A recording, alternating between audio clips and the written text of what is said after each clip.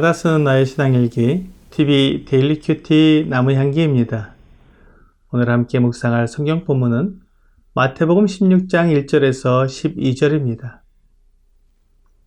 바리새인과 사두개인들이 와서 예수를 시험하여 하늘로부터 오는 표적 보이기를 청하니 예수께서 대답하여 이르시되 너희가 저녁에 하늘이 붉으면 날이 좋겠다 하고 아침에 하늘이 붉고 흐리면 오늘은 날이 굳겠다 하나니 너희가 날씨는 분별할 줄 알면서 시대의 표적은 분별할 수 없느냐?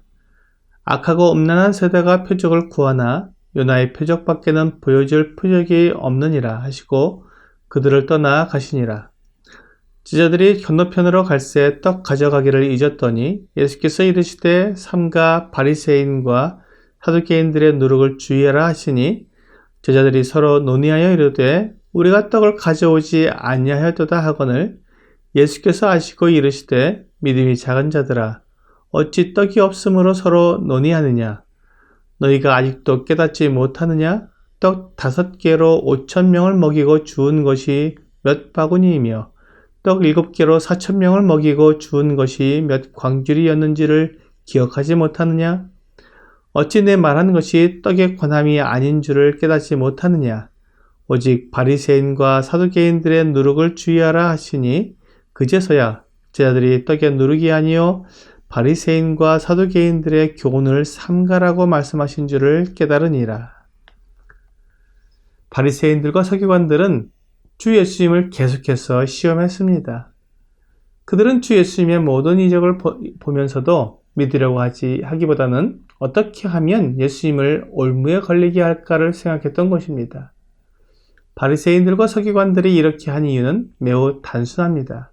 그들의 이익이 사라지기 때문입니다. 바리새인들과 서기관들은 백성들을 가르침으로 명성과 부를 누렸는데 그들의 가르침이 잘못되었다고 주 예수님께서 말씀하신 것입니다.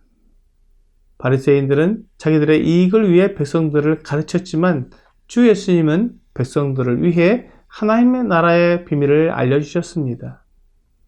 바리새인들은 백성들을 자기들에게 복종하도록 붙들어 메웠지만 주 예수님은 백성들을 자유롭고 즐겁게 놓아주셨습니다. 하나님의 말씀을 통해 그들이 메고 있던 무거운 짐을 다 내려놓고 가볍고 쉬운 짐을 그들에게 주셨던 것입니다. 이런 모습을 본 바리새인들은 예수님을 그대로 두었다가는 바리새파가 망할 수도 있다는 위의식을 느낀 것입니다. 실제로 오병이어 사건 때는 음식을 먹은 사람들이 여자와 어린아이를 제외한 남자들만 5,000명이 넘었습니다. 칠병이어 때는 여자와 어린아이를 제외한 남자들만 4,000명이 넘었습니다. 이 모습을 상상하면 구름대처럼 주 예수님의 주위에 사람들이 모여있는 것처럼 보일 것입니다. 바리새인들은 사람들에게 관심을 받으려고 시장 어귀나 모퉁이에서 길게 기도하고 슬프고 괴로운 모습으로 금식하며 11조를 드릴 때 사람들에게 나팔을 불어댔습니다. 그럼에도 불구하고 그들을 따르는 자들이 많지 않았는데 주 예수님은 조용히 다니면서 하나님 나라의 비밀을 전해주시고 사람들의 병을 고쳐주시는데 수천 명씩 따라다니는 것을 보면서 주 예수님을 그들의 경쟁 상대로 생각했던 것입니다. 세상에서는 나의 가장 강력한 경쟁 상대가 나타나면 그를 무너뜨리고 짓밟아야 버려야 내가 산다고 생각합니다. 그러므로 바리새인들이 주 예수님을 계속 악의적으로 공격하고 있는 것입니다. 하지만 바리새인들이 정말 하나님을 섬기고 백성들에게 하나님을 가르치는 양심적인 사람들이었다면 주 예수님의 가르침과 이적을 보면서 하나님께서 보내신 메시아라는 사실을 깨닫고 주 예수님 앞에 무릎을 꿇었을 것입니다. 그들은 모든 것을 보고 들으면서도 결코 주 예수님을 믿을 마음이 없었습니다. 그래서 그들이 다시 주 예수님께 와서 하늘로부터 오는 표적을 보여달라고 구했던 것입니다.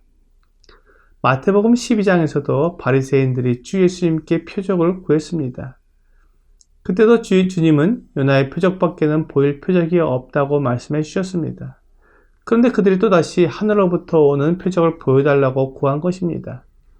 주 예수님은 바리새인들에게 하늘이 붉은 것을 보면 날이 좋을지 날이 굳을지 날씨를 분별하는 능력이 있다는 것을 말씀하셨습니다. 똑같이 하늘이 붉은데도 저녁이면 날씨가 좋을 것이고 아침이면 날씨가 굳을 것이라고 분별할 수 있는 그들이 어떻게 주 예수님의 이 놀라운 이적을 보면서도 그것이 하나님께로부터 온 것임을 분별하지 못하는 것을 이상히 여기신 것입니다. 그들은 하나님을 섬긴다고 말하면서 실제로는 자기들의 배를 섬겼던 것입니다. 그렇기 때문에 사실을 사실대로 보지 못하고 편견과 비판의 눈으로만 보는 것입니다. 이것이 그들의 눈을 어둡게 만들었고 모든 분별력을 상실하게 만든 것입니다. 그래서 주 예수님께서 바리새인과 사두개인들의 누룩을 주의하라고 말씀하셨습니다. 그들은 유대인들에게 성경을 가르치는 사람들이었습니다. 그들의 누룩이란 말은 그들이 부풀리고 허황되게 꾸민 가르침들을 말하는 것입니다. 자기들도 제대로 모르면서 모르는 것을 마치 아는 것처럼 가르치고 판단하기 때문에 오히려 사람들이 하나님을 오해하게 만든 것입니다. 이것이 주님께서 주의하라고 하신 바리새인과 사두개인들의 누룩입니다. 그들의 눈에는 하나님의 나라와 하나님의 뜻이 중요하지 않았습니다.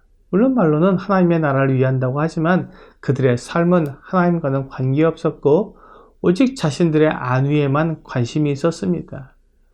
그리고 그들이 그렇게 사는 것이 옳은 것처럼 가르쳤던 것입니다.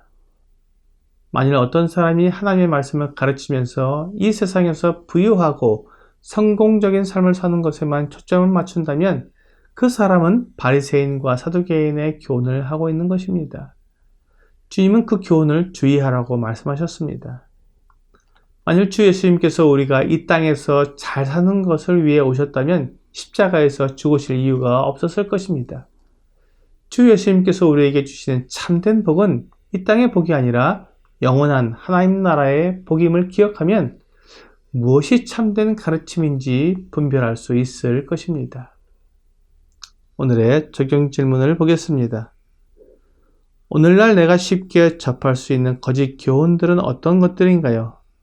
이러한 거짓 교훈들을 이겨내기 위해서 나는 어떻게 해야 할까요? 거짓 교훈은 하나님의 말씀과 맞지 않는 교훈을 말합니다. 때로 하나님의 말씀의 일부분만 떼어서 마치 그것이 전부인 것처럼 가르치기도 하기 때문에 전체를 생각해 보지 않으면 그 교훈이 옳은 것처럼 생각될 수도 있습니다.